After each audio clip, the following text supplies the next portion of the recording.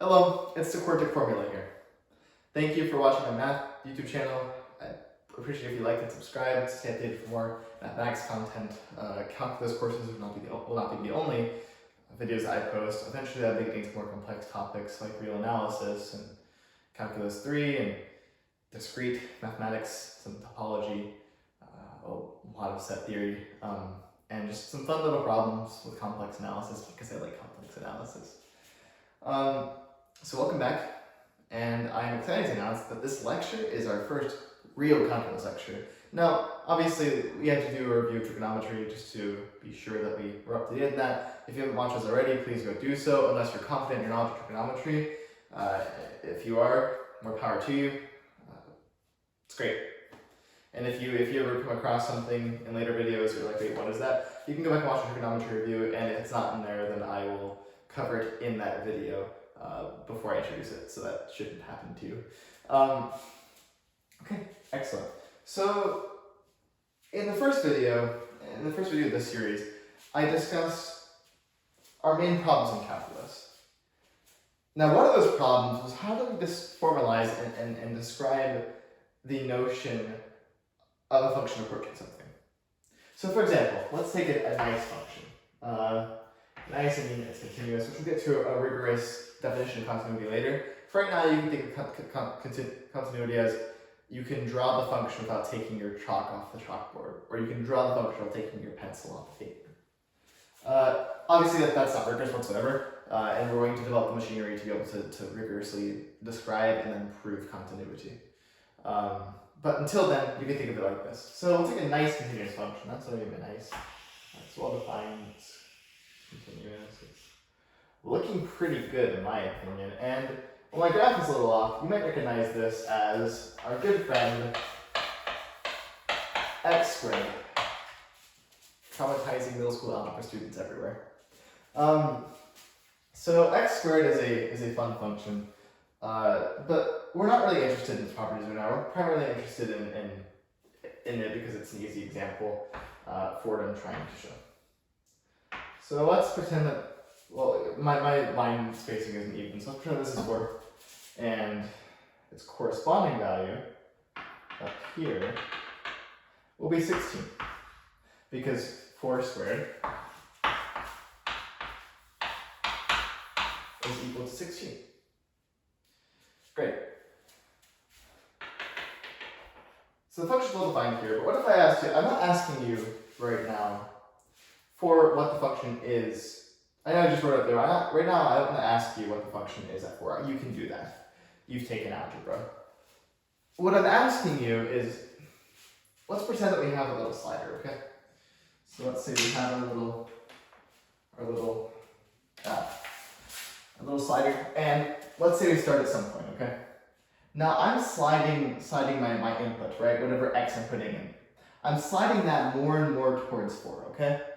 And I'm asking you, okay, what is this function doing as I get closer to 4? So let's say over here is 3. And you can tell me, okay, at 3, it's 9, right? Let's pretend this is 9. Awkward spacing for the win.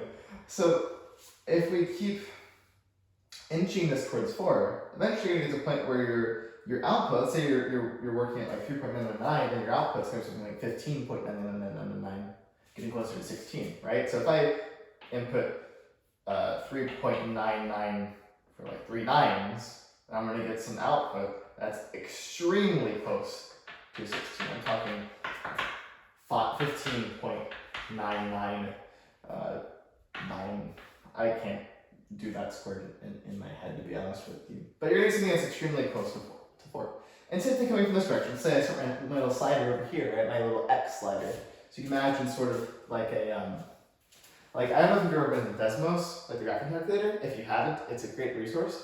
But Desmos' graphing calculator has a little line with sort of a slider. And you can kind of slide the value of x from, I believe, 0 to 10, typically. So we're taking this little slider, and we're kind of pulling this little slider closer and closer to 4. So let's say we have our little x slider, right? This is our x value. And we'll call this 4. right? So what we're doing is we're taking this little slider and we're just getting it really, really, really close to 4 over here, right? Really close to 4. We're not getting to 4, but we're saying, okay, what is the output of this function as I'm sliding my little x slider closer to 4? I'm not thinking about what's happening at 4. We know what's happening at 4. But I'm asking you what's happening as it's sliding towards 4. Now you can do this in the other direction too. So if you have your little slider going this way, you can consider what's happening as it's approaching 4 but in this direction. And you see that it's like, over here it's going to be 4.001, right? If we get close enough. 4.001. And for up here, we're going to have an output of, if we're putting 4.001, we're going to have something like 16.0001 or something like that, right? So you see that both these outputs, as my function's little x slider is going to 4 from both sides, left and right, as this is getting closer and closer to 4, you can see that I'm kind of pinpointing my value of 16 up here, because I'm getting 15.999 like 16.0001, right? So I'm sliding this closer, my little x slider closer to 4, the function's output is also sliding closer to 16. So the answer to what is this function doing as my x approaches 4, not what this function is at 4, but what my function is doing as my little x slider gets closer to 4, the answer to that is going to be 16. It's not 16 because the function is 16 at 4. It is 16 because as I get my x value is closer and closer to 4, very, very close, 10,000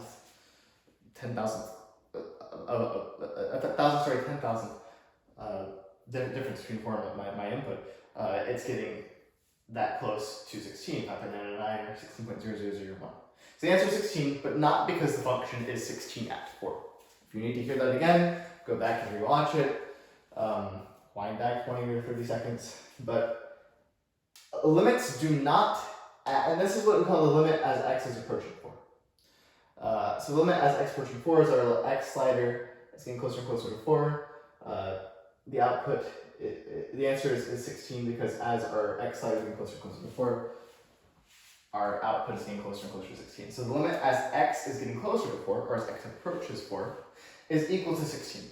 It is, like I was about to say earlier, it is not because the function is 16 at 4. It is because as our x slider gets closer to 4, from either direction, our function's output gets really, really, really close to 16.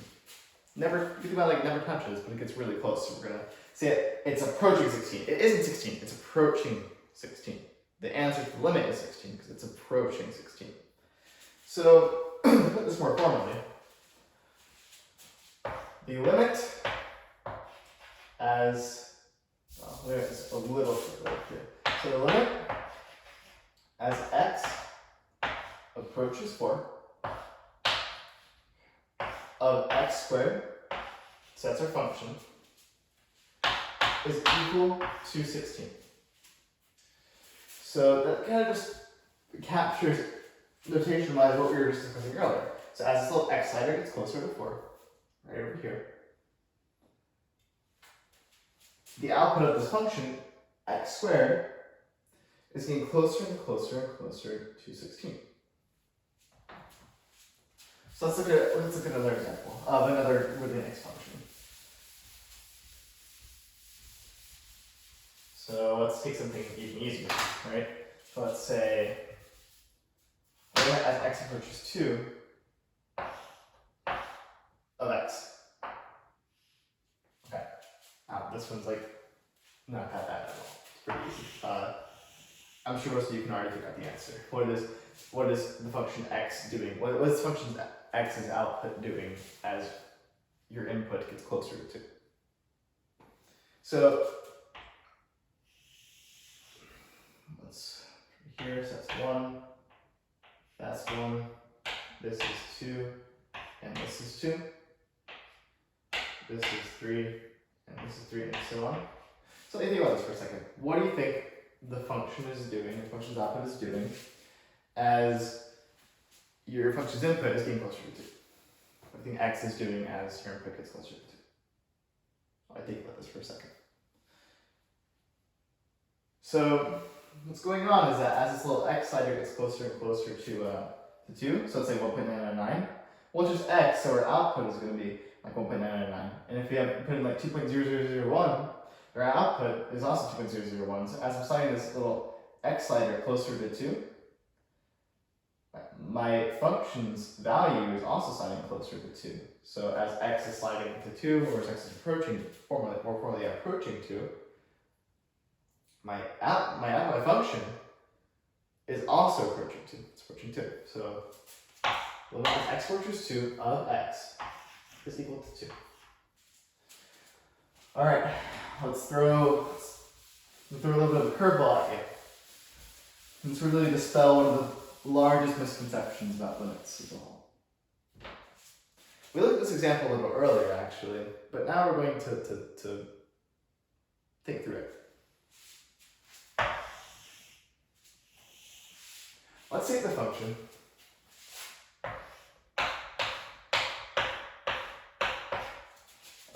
let's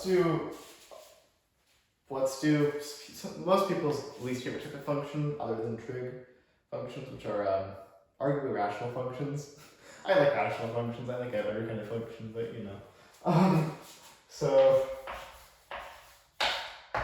I do remember being in pre-calculus before I actually developed my passion for mathematics and despising rational functions. They were the bane of my existence. They were horrible. I dreaded those things. It's not fun. But then I actually had some time to myself to discover mathematics, and I ended up really, really liking it, appreciating it, and I just kind of, for lack of better wording, zoomed right through it. And I had a professor that really helped mentor me and still does. Because I'm still learning math like you. I'm not a professor. It's just that I've learned this stuff already. But yeah, you know, so you ever think you don't know anything? I mean, you probably don't, but it's never too late to start learning things. There's still a lot that I don't know, like a lot. And doing math really helps you get an idea of how much you don't know, and it's actually quite humbling. Anyway, back to this.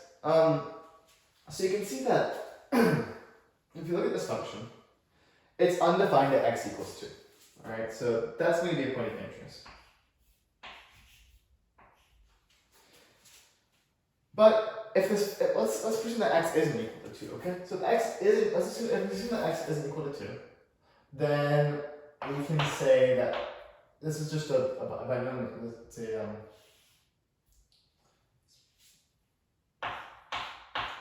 it's essentially the product of two binomials, difference of squares. So if x is not equal to 2, so this denominator is equal to 0, then look at that, nice cancel, x plus 2. So we know that this graph is going to look like x plus 2, okay? So in that case, we'll put 2 here, and it's going to look something like this, okay? It's probably not a line of slope 1, that's probably a line of slope 2. So let me draw that a little better.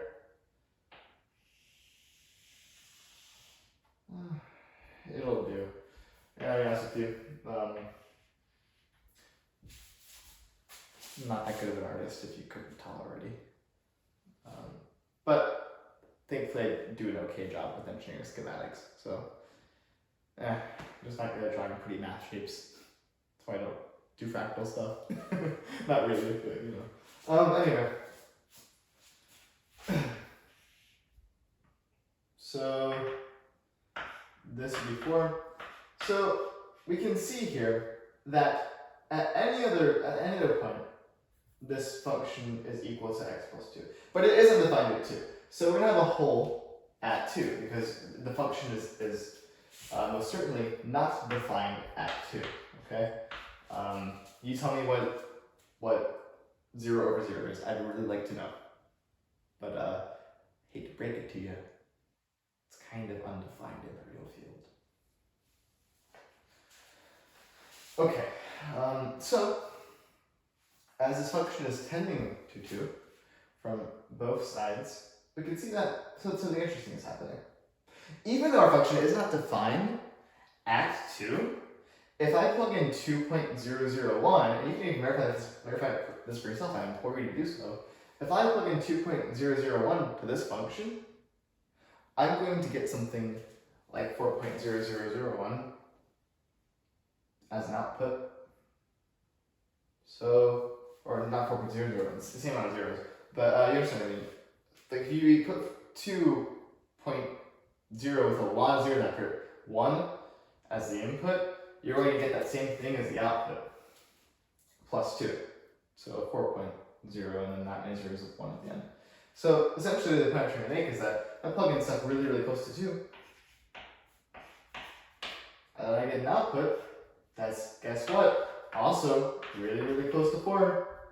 Also it's really, really close to 4, so I plug in something like 1.999, then I get an output that's 3.999, right? So as our little x letter is sliding closer to 2, we can see that our values are getting closer to 4. You put as many zeros as you want here, and you're going to get even closer to 4. So as your x is getting even closer to 2, you put a lot of zeros after that 2.0, and then add a type 1 there at the end, then your output is also getting really, really, really close to 4 on both sides, right? So you can sort of more evidence to say, hey, something's going on here. It's our function's getting closer to 4. And it's kind of weird because we have to remember that limits do not care what is happening at a point. They don't care. They're just like, you tell me, yo, hey, this is happening at a point, and they say, okay, cool, I don't care. Why would I care about that, man? I'm just looking to approach it, you know? It's kind of like, if you have like, I don't know, I think of an analogy. So have you ever like went to go ask someone out on a date, and you start walking up to them, and you get really, really, really close, and your output, what's going to happen as you get closer, you know, it's just approaching getting rejected. You can get as close as you want, and your output's going to get really, really close to being rejected, but you never actually go up to them and do it, because you're like, oh man, I'm going to get rejected, and then you walk away. No, but the point of everything is that you can get as close to 2 as you want to. You can get as close to you can get your function input as close to 2 as you want to. It can't be 2 because it's undefined at 2, but you can get as close to 2 as you want to. And also limits don't care, more importantly, limits don't care what's happening at 2. But you can get as close to 2 as you want to, and your output's going to get as close to 4 as you want it to get. Your output's getting really close to 4. And so we say that even though the function is undefined at 2, it doesn't really matter because limits don't care what's happening at the point, they care what's happening around the point. And around the point, as our values are approaching 2, our output is approaching 4. So that means, and do it with me, please, that the limit as x approaches to this rational function, x squared minus 4 over x minus 2 is, can I get a little drum roll here, equal to 4. So, we kind of reasoned why this is true. I think this is relatively self-evident for this video, because we kind of thought about what a limit intuitively means. It means what's happening, what two functions output, what is the function's output approaching as I slide my little x variable slider closer and closer to a point. It doesn't care what's happening at the point, just what's happening as your x is approaching the point. So we kind of dealt with that intuitively, and that's really great. Next video, we're going to cover how to actually compute these things. Because we will get into more complex limits, like, go ahead, there's chalkboard option to give you a little teaser of what's to come. We will get into more complex limits, like this is great, right? And you can kind of reason through that just fine, like we did. You don't really have to actually apply any kind of problem, like analytical, like actually cranking through math, like cranking through arithmetic and algebra, kind of problem solving process for that. You can actually look at that and say, okay, like this is sort of what's happening. But you get to other limits that aren't really that straightforward. For example, I mean, if you see the graph, it's also pretty easy, but we'll also get to some other limits that aren't that easy. For example, like this function. I'm sure if you know what the graph looks like, then you're going to say, okay, I know what the answer to that is, but if you don't, then you just kind of like stare and wonder how you've been doing here. We'll get into the proof of how to show this is true. It has some cool unit circle triangle sector stuff going on, but we'll get to that later. Anyway, we're going to get into more advanced limits like this, and most importantly, how to compute these limits. After we learn how to compute these limits, we're going to get into proving how these limits, why these limits are true. Because in mathematics, we can't just kind of look at something and say, okay, that looks right, so done. No, it's not how it works. Or it's not like, oh, my teacher told me it's right, so it's right. Like, great, but also question everything. And in mathematics, you have to have formal rigorous definitions for your object. So yeah, I think that's a limit. It looks like that, but how do I know that this is true? How can I show that this is a limit? And there's really interesting proof there called an epsilon delta proof that we'll get to. But I'm not here to overwhelm you. Great job doing today. We'll get into some more fun little computation next video, and before you know it, we'll be doing some really cool math. Have a good morning, afternoon, evening, and I hope to see you in the next video.